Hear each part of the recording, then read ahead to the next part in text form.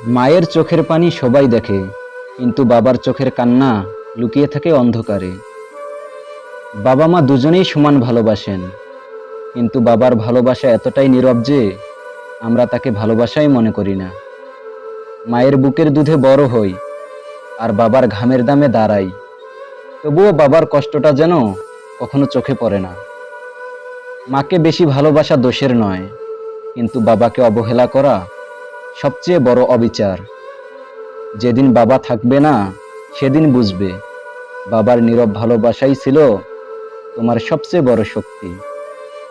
মাকে নিয়ে কবিতা লেখা হয়, বাবাকে নিয়ে শুধু নীরব কষ্ট জমে থাকে।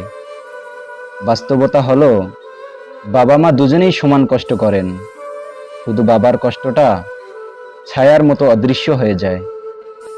যেদিন বাবা থাকবেন না, সেদিন বুঝবে মায়ের মতো বাবাও নিঃস্বার্থে ভালোবাসতেন। মাকে হারালে বুক ফাঁকা হয়, আর বাবাকে হারালে পুরো আকাশটাই ফাঁকা হয়ে যায়। যেদিন বাবা চুপচাপ চলে যাবেন, সেদিন বুঝবে তোমার ভরসার পাহাড়টা যেন ভেঙে পড়েছে।